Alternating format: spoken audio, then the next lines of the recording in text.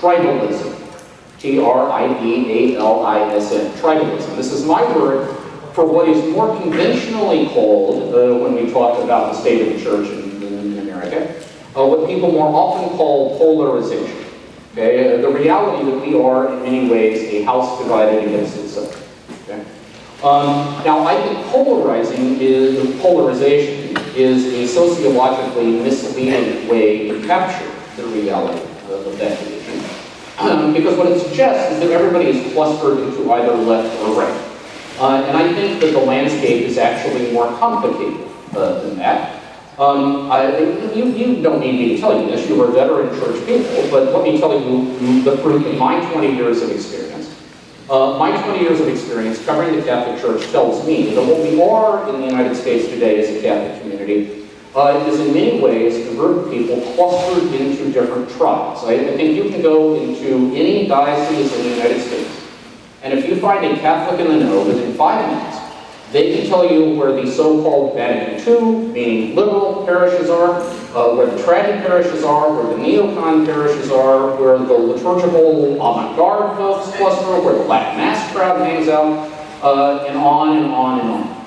Okay? I think if we look at the landscape, what you will see is all of those Catholics sort of inhabiting their own space. And I don't just mean at the parish level. They also sponsor their own publications and websites. They have their own media outlets. They go to their own conferences. They have their own tea rooms.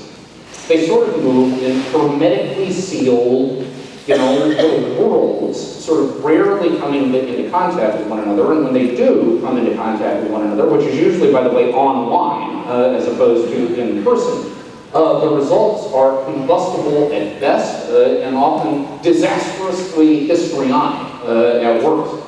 Okay? I think that's the practical reality of the situation. Now, look, in acknowledging that, I think there are a couple of things we need to say. First of all, this is not universally the case. Okay? There are many compelling counterexamples in the Catholic landscape if you take a clear-eyed look at it, of where people are doing their best to kind of foster what you might call a Catholic commons. Okay? That is, spaces when members of these different tribes can encounter one another on positive terms. Secondly, and I think the more important point, is that we need to acknowledge that this is not just a Catholic problem. Okay? This is an American problem. Okay? We live in a badly, I would argue, tribalized, but if you want to call it polarized, whatever word you want to use, we live in a badly fractured civil society in the United States. If you want to read a great book that will bring this point home to you, and in this case, not a book authored by me, so this is not naked self-interest. A great book about American sociology is called The Big Sort, S-O-R-T, The Big Sort, by a Texas journalist by the name of Bill Bishop. Bishop, he did this book in 2004, but even though it's a decade old, the basic findings are absolutely still descriptive of contemporary reality. Bill got the idea for the book when he was covering the 2004 presidential election for the Austin Journal-Statesman. Now, Texas in 2004, as you all know, was the reddest of the red states in America, right? I mean, since the first gases coalesced after the Big Bang, it was written into the fabric of the universe that in 2004, Texas was going to go for Bush. Okay? Bill's question was, how come I don't know that from the little blue state enclave I am living in Austin? Okay? Where, he didn't have a single person, a single friend in his inner circle, people of regular contacts, okay, that were contemplating voting for Bush. Okay? So his question is, how can I be living in the reddest of the red states and have no personal experience of that, okay, in the little communities in which I live, okay? And so he began to investigate. And what he found, contacting, demographers and sociologists and political scientists, in all corners of the land, what he found is that the dominant trend in American sociology for the last 40 years has been that increasingly Americans work, live, worship, and recreate only with people who think like themselves. We have become a nation of gated communities in both physical and the virtual sense of the term. I think the money quote from his book, the real payoff bit of data, is that Bill ran exit poll data from two elections, the 1968 election and the 2004 election. Both very similar in the sense that you had an incumbent Republican who won a narrow victory. Both sort of fought out on the terrain of faith and values. You know, in '68 it was law and order Nixon versus the hippie-loving Humphrey. And in 2004 it was the effete, you know, East Coast leftist secular John Kerry versus, you know, the Bible-thumping, you know, meat and potatoes George Bush. And both were very tight elections. The critical difference Bill found was this. According to the exit polls, in 1968, 75% of Nixon voters said they had a close personal friend who had voted for Humphrey. In 2004, only 35% of Bush voters said they had a close personal friend who had voted for Kerry. Now, catch the point. It's not that we were more divided in 2004. We were as badly divided in 1968 as we were in 2004. The difference is, in the intervening period of time, we had become strangers to one another. And everyone knows it is much easier to demonize a stranger than a friend. Okay? So the reality of this tribalism, which, as I say, is not universally applicable, there are very moving efforts to resist it. But nevertheless, the reality of living in a fundamentally tribalized culture is that we have brought a good deal of that tribalism into the church. Right? I mean, we Catholics want to be evangelizers of culture, but the truth of it is sometimes we are evangelized by our culture. Okay, and I would suggest to you this is a leading case in point. Let me tell you my own sort of window onto this problem of tribalism in America. My wife, first of all, you need to know, Shannon, who I love with all my heart and soul. First of all, she's not Catholic, she's Jewish. And secondly, she is a peculiar kind of Jew. I like to think of her as the founder of a fourth strain of American Judaism, which I call Obama Messianism. Okay? I mean, she is not waiting for the Savior next year in Jerusalem. As far as she's concerned, he's on the job in the White House, baby. And, you know, your spiritual duty is to have his back. I mean, take every liberal stereotype you can come up with. Okay, Birkenstock wearing, Prius driving, whale saving, granola crunching. My wife owns them all. Okay, when we moved back from Rome, well, first of all, we spent a couple of years in New York, but then after that, it was my wife's turn to decide where we were going to move. She had grown up in eastern Colorado, so she wanted to settle us in Denver, to be close to her family. So, like, you know, the good affinity culture, tribalized American that she is, she began going through, like, you know, voting data to find the most blue state, you know, sort of enclave in the, because Colorado is politically mixed, right? There's some red, some blue, you never know which way it's going to go. But she found that this new neighborhood being built in Denver, which is where the airport used to be, called Stapleton, profiled as the bluest spot on the Colorado map. So she said, okay, by God, you know, that's where we're going to live. Now I'm on the road a lot, but when I'm home, every Saturday she takes me to this vegetarian, of course it has to be vegetarian, this vegetarian eatery Saturday morning for breakfast. And ladies and gentlemen, if secular liberalism had a chapel, this is where they would go to pray. Okay?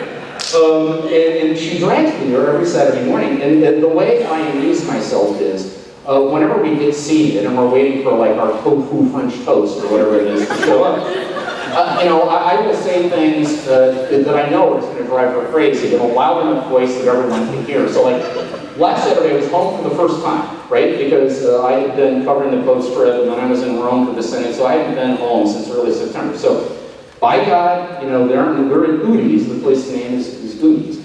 We're sitting there Saturday morning, and there's this moment arrived when the kind of rattle and hum in the restaurant kind of went low, so I knew everybody could hear this. And I looked at Channing and I said, you know what I've been thinking, honey? You know who gets a bad rap? Dick Cheney. There's a guy who's just tragically misunderstood. And she looked at me and she said, well, next Saturday, why don't you just bring your white sheet and burning cross? So believe me when I tell you, I know what I'm talking about, okay, when we discuss the trouble with tribalism. Look, at some level, the American church, the Catholic Church in the United States, is destined always to experience eternal division. I mean, think about it. There are 67 million of us, okay? That's roughly a quarter of the national population. And within that, there are still a mind-bending range of diversities. I mean, there's the contrast, for example, between the white, or what they would call in the Southwest, the Anglo Church, versus the growing, for example, Hispanic presence in the church, which now accounts for 1/3 of the total American Catholic population. And at some point, Kara at Georgetown, who studies these things, thinks it's probably going to be around the year 2040. We're going to reach a tipping point in which white Catholics actually become a statistical minority in the American Catholic Church. And what we're going to have is a minority-majority church. So there are those ethnic diversities. Obviously there are ideological diversities and so forth. And in many ways, that diversity is a cornerstone of our strength, right? I mean, it's what makes us a church rather than a sect. Okay? We have this capacity to absorb all of that. But when it becomes dysfunctional, okay, is when these different tribes stop communicating with one another, okay, and start looking upon one another as political and theological and ideological enemies. And if we're honest with ourselves, if we do a kind of gut check about the reality of the situation, I think we would have to concede that too often that is actually our situation. Okay? I want to tell one last story to drive this point home, and then I'll have a couple thoughts about how we can steer this mega trend in a more positive direction. Story is this. I mentioned this morning that I grew up in rural western Kansas. Now, I don't know if anybody in this room has actually ever been to rural western Kansas, and I can think of no reason on God's earth why you should have been. But if you ever have been, you would know that it is not exactly a thriving crossroads of the tourist industry. Okay, about the only time we get significant numbers of visitors where I grew up is right now. It's the fall, because this is pheasant hunting season. Y'all know what a pheasant is? It's a little game bird, kind of like a turkey. And there's a certain kind of guy, and they are almost always who finds the idea of smearing combat paint on their face, and then wearing fatigues, and then blasting shotguns in the sky over the course of a weekend to be a real hoot. Now, generally, this is done while consuming astronomical quantities of beer. So they are usually a much greater threat to one another than they are pheasants. But nevertheless, they come. I mentioned my grandma living in Hill City, worst place named in America. Ladies and gentlemen, I have traveled fairly far and wide during the course of my journalistic career. I made about 60 foreign trips with John Paul II. I made all 21 of Benedict's trips. I've made Francis all of his 10 trips so far. And I've traveled pretty widely on my own as well. So I have stayed in some pretty funky lodges around the world. But just to give you a sense of the cultural milieu I'm trying to describe, there is one motel in Hill City, America. It's called the Western Hills Motel. There's that hill thing again. I never understand it. In any event, it is an 11-room motel. And it is the only place I've ever stayed where there is a laminated sign in the bathroom that reads, "Please do not gut your birds in the sink."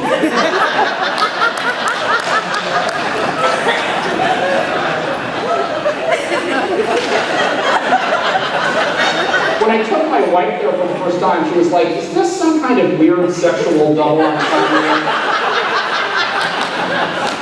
I was like, "No, honey, this is face value stuff."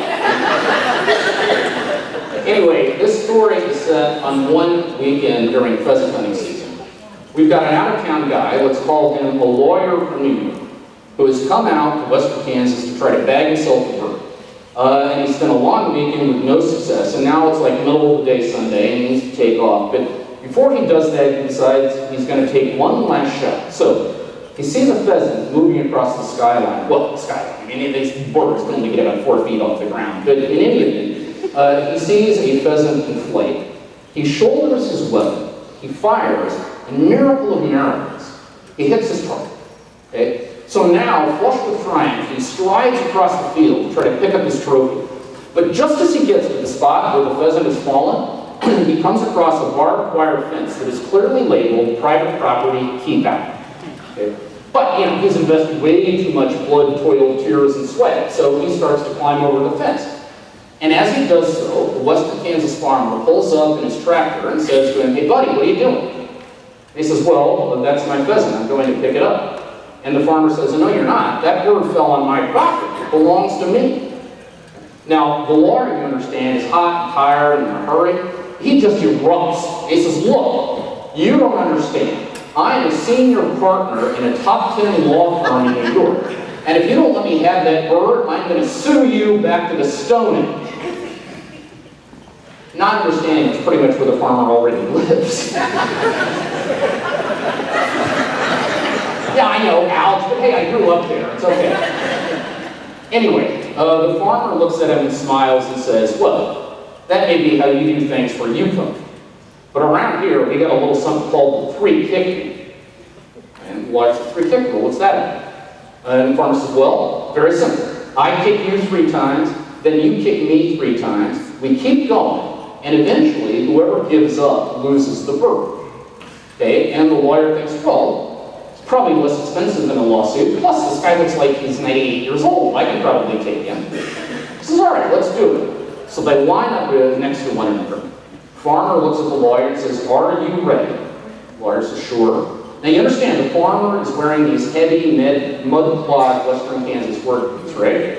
So he gives him one shot in the shins. The guy screams in pain. Gives him another shot in the midsection. This time his howls of agony can be heard to the Nebraska border. And I can tell I got 2 people who know their Western Kansas geography, because it's a fair stretch from where I'm talking about. Finally, the farmer gives him one more shot, under the chin. The lawyer is seeing stars, is barely conscious. But in the end, he summons his last best ounce of effort. He pulls himself up, dusts himself off, puts this look of grim determination on his face, stares the farmer in the eyes and says, "All right, you old coot, now it's my turn." And the farmer looks at him and smiles and says, "Yeah, it's all right, I give up. You can have the bird."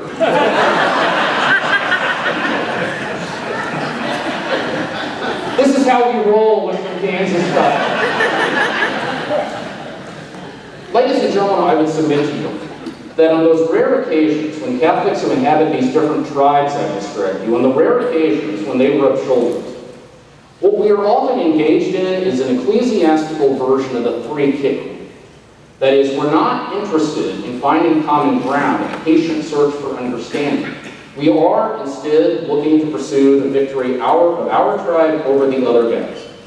Now, under any set of circumstances, that would be a way of doing business that is impossible to reconcile with the ecclesiology of communion, to which all 3 of our recent popes have called us, John Paul, Benedict, and Francis. Under any set of circumstances, it would be ugly. And those of you who know your von Balthasar know that there is a theological point there. As von Balthasar wrote in his 3-volume Theological Aesthetics, if something is distant from beauty, it's probably also distant from truth. Okay? Those will be true under any set of circumstances. But in the world we inhabit right now, ladies and gentlemen, in the Pope Francis era, okay, in which the Pope has become, as we talked about earlier, the media darling of the global communications industry, in which there are fevered expectations on all sides of questions of what he will or won't do, in which whatever the Pope's latest statement is or latest deed is not simply something that those of us who are Vatican junkies sit around talking about, but it's water cooler conversation, both inside and outside the church, but very much inside the church. And in which new fault lines have emerged about what people make of the wisdom, the overall direction, the tone on various issues being provided by the Pope. In that set of circumstances, if we continue to manage our affairs through the sausage grinder of these tribal animosities, it is quite simply a prescription for disaster. A prescription for disaster. Okay. Now, the question, therefore, is what do we do about it? Well, the first thing we need is a kind of consciousness-raising exercise. What we need to understand is that if we are going to try to counteract this tribalism, try to create spaces, common spaces, in which we can summon the best of each of these different outfits on the Catholic landscape, we need to understand that that is a profoundly countercultural exercise. Okay, we are swimming against a powerful cultural tide, which means these kind of efforts cannot be one-off. Okay, they have to be systematic. They have to become an element of our planning for absolutely everything that we do. I mean, I would submit today that if you have a role in parish or diocesan leadership, I don't really care what you've got in the hopper in terms of your next big project, okay? Whether it is a fish fry to raise money for Catholic schools, whether it is, support priests' annual dinner, whatever it is, okay? One element of the planning of that ought to be, are we bringing together a representative group of all of the different Catholics who inhabit this parish, this diocese, this church of ours? And are we putting them in spaces in which they're not going to end up debating issues, but that we can kind of organically develop friendships? And that, ladies and gentlemen, is my second point. I don't have a silver bullet solution to this problem, but I can tell you I am convinced that at the heart of it, is that we need to create spaces out of which friendships across the tribal lines can emerge. Because the fundamental problem with having become tribalized is that those friendships don't happen naturally anymore. They have to become intentional. Okay? Now, let me give you one final story to sort of drive home the point that I know friendship works. This story is also about my wife, Shannon. Now, back in 2005, you may remember that the Da Vinci Code phenomenon was sort of gripping America. And my publisher, Random House, decided that a really nifty idea at that stage, to sort of cash in on some of that interest, would be for me to do a book about Opus Dei. Now, if you know anything about Opus Dei, you know that it profiles as a fairly conservative Catholic group. I mean, back in 2005, it also had overtones of, conspiracy theory. I mean, it was kind of up there with like the Trilateral Commission and the Rosicrucians or whatever, as sort of occult forces determining the course of history. So you can imagine how my liberal Jewish feminist wife felt about the idea of eating, breathing, sleeping, and living Opus Dei for the 18 months it would take to churn out this book. In a word, not terribly excited. Okay. Then I told her the number of the advance the publisher was offering, and suddenly she thought, this is a great idea. The way I organized this is we took trips to 9 different countries because I wanted to see Opus Dei on the ground in various places, see the reality of its life. And basically, there were 3 groups I always wanted to see when we landed. I wanted to see the Opus Dei people, I wanted to see the Opus Dei critics, and I just wanted to see ordinary Catholics to see what they made. Okay? However, while I was off doing journalism, okay, my wife, of course, wanted to play tourist, right? I mean, she wanted to see the sights wherever they were. And typically, the people who would show her around the way this worked ended up being female Opus Dei numeraries.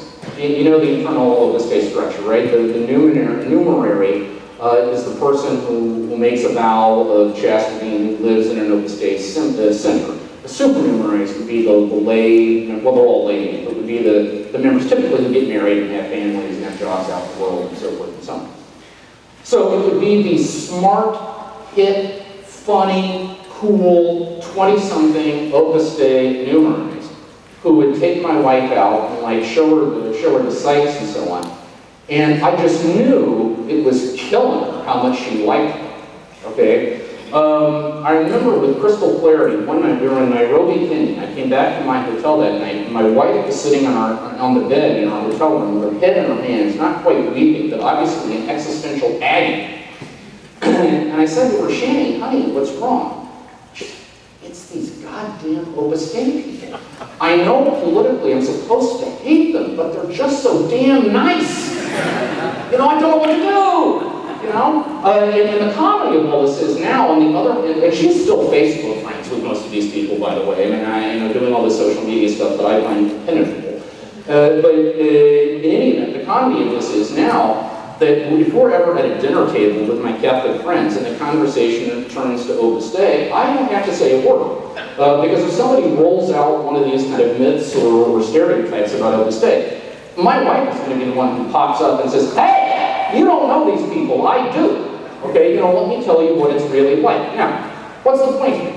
Was it a syllogism that led my wife into a space where she could take a new and more appreciative, more balanced look at this reality she had earlier found largely negative and threatening? Was it a logical argument that got her there? No. Okay, it was the experience of becoming friends. Okay, and in miniature, ladies and gentlemen, I am convinced that is the answer.